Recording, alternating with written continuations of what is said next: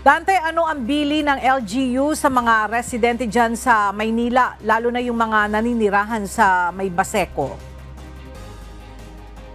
Magandang tanghali, Ella. Maaga ngang nag-ikot kaninang umaga si Manila City Mayor Hanny Lacuna sa iba't ibang mga lugar na kadalasan yan, Ella, binabaha kapag nagkaroon ng matinding ulan dito sa lungsod. Kabilang na dyan yung Sampaloc at nagtungo rin siya dyan sa ilang barangay ng District 1, Unang Tundo.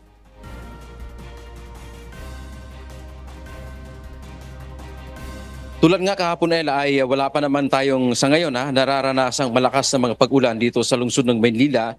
Liban na lamang kaninang hating gabi na talagang may malakas na hangin at buhos ng ulan. At wala rin naman sa ngayon ay wala pa namang mga binahang kalye, lalo na yung mga nadaanan natin kanina. Kaugnay nito, wala pa namang ipinatutupad na forced evacuation ang local government unit.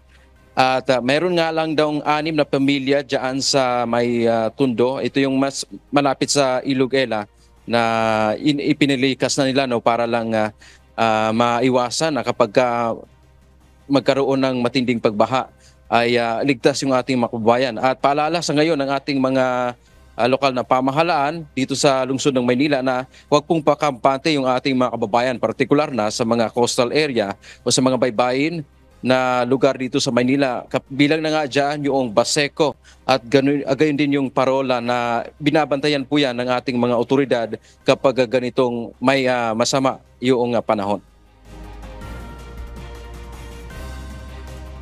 Muli, paalala lamang, signal number 2 pa rin po tayo ngayon.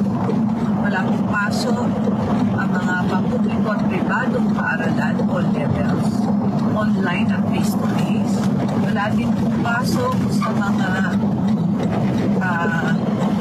pampamahalaang tanggapan, maliban na lamang doon sa mga rumiresponde sa mga kalamitan. Sa ngayon, Ella, ay handa na rin naman yung mga evacuation center dito sa lungsod ng Maynila kung sakasakaling kailangang lumikas ng ating mga kababayan. Huli rin nagpaalala ang Manila LGU, partikular na po sa ating mga kabataan, mga estudyante, dahil nga suspendido naman ang pasok sa lahat ng antas, pampubliko mayan o pribadong paaralan na sa halip na pupunta pa sa labas ay panatilihin na lamang na nandoon sa kanilang mga tahanan para maiwasan sila ay maaring maaksidente o kaya pagka naipit pa kapag nagkaroon ng matinding pagbaha. At samantala lang sa ibang balita, katatapos lamang permahan ng Manila LGU itong City Ordinance number 9081. Ito po yung batas o City Ordinance kung saan tinataasan na po ng pamahalaang lungsod ng Maynila ang allowance ng ating pong makababayang senior citizen mula 500 pesos ay magiging 1,000 pesos na ito at epektibo ang implementasyon nitong ordinansa na ito sa darating na January 2025. Yan ang ating update mula dito sa Maynila. Balik sa iyo, Ella.